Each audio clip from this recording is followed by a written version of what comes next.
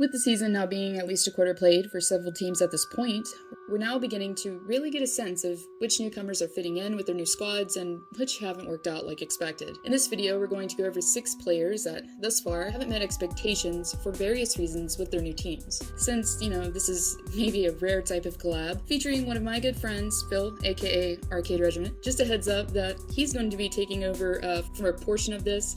Link to his channel will be below as well. Just wanted you all not to be blitzed, thinking my voice has dropped or my channel has been hacked or something. And with that, here are 6 NHL players that haven't worked out for their new teams thus far.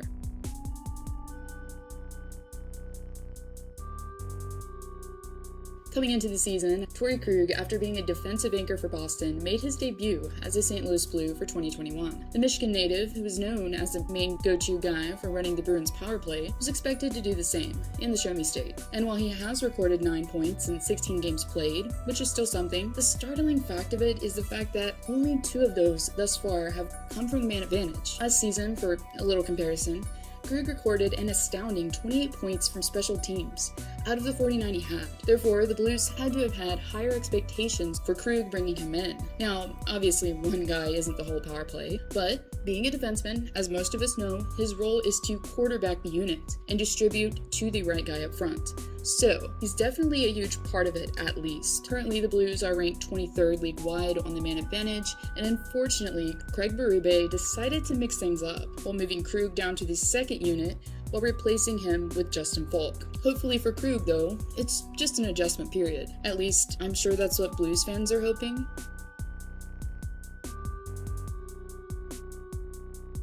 The Oilers, in their quest for depth up front, signed center Kalturis to a 2-year deal with an AAV of $1.65 million. The 4-time 50-point producer was thought to have been the answer to help balance out a team that's relied mostly on their top 2 lines for a while now. Despite their high hopes, though, Turris has struggled immensely during his debut season with the Oil thus far. With 3 points in 18 games played, Turris is behind several fellow bottom sixers as far as, production's concerned, who have had close to the same amount of ice time, such as Josh Archibald, Alex Chason, and Dominic Cahoon. The longtime center has also been moved to the wing position on the 4th line, and is currently a name that's been circulating around in trade rumors. If the team just isn't the right fit for the forward, hopefully he can find one that he acclimates much better on.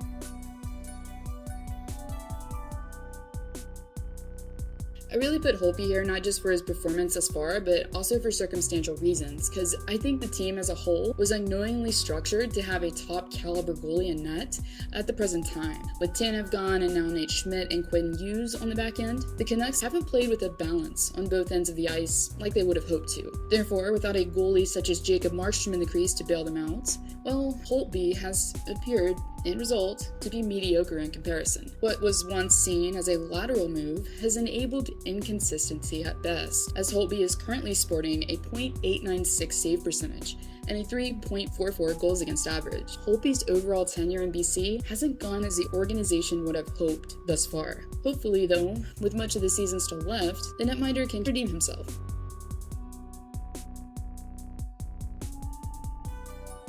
Upon being drafted 1st overall last year, the sky was seemingly the limit for the previous 2-time 100-point scorer Alexi Lafreniere, as the forward during his time in the QMJHL with Rimouski was oftentimes compared to the last future 1st overall pick in Sidney Crosby that was also able to put up points in the triple digits. Therefore, many speculated that while playing with the likes of Artemi Panarin and Mika Zibanejad in the Big Apple, that this, his rookie season, would be nothing short of spectacular.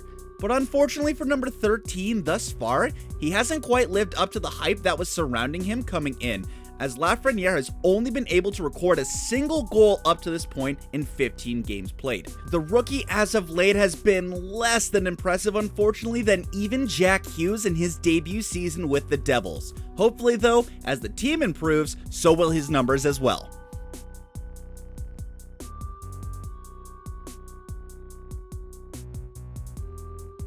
The biggest free agent on the market last offseason, Taylor Hall decided to shock the hockey world by signing with an underdog in the Buffalo Sabres. After getting a short 1-year deal valued at $8 million, the previous Hart recipient came to Buffalo with the hopes of helping Jack Eichel and the Sabres and their lengthy postseason drought.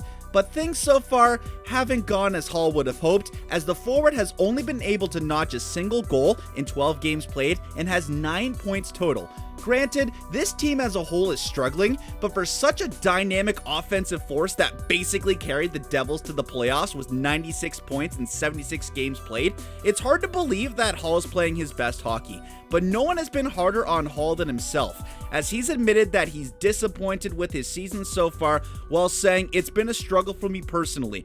I feel like I've had some bad luck a bit, but at the same time, when you're not scoring, you've got to change something. You got to find whatever is in your game that's not allowing you to put the puck in the net," he says.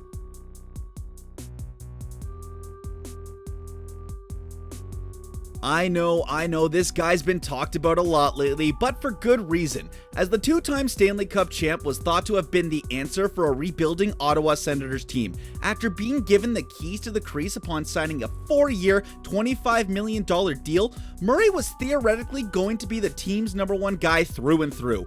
Unfortunately though, so far this season, Murray's struggles from Pittsburgh have sadly followed him up north to Canada's capital. Granted, the team in front of him didn't magically become a cup contender, but I think most of us wouldn't have expected him to be where he is now statistically. Currently 5th worst in the league in goals against and 9th in save percentage, it may be hard to believe for some that at one point, Murray was the goalie that once outplayed Marc-Andre Fleury in Pittsburgh.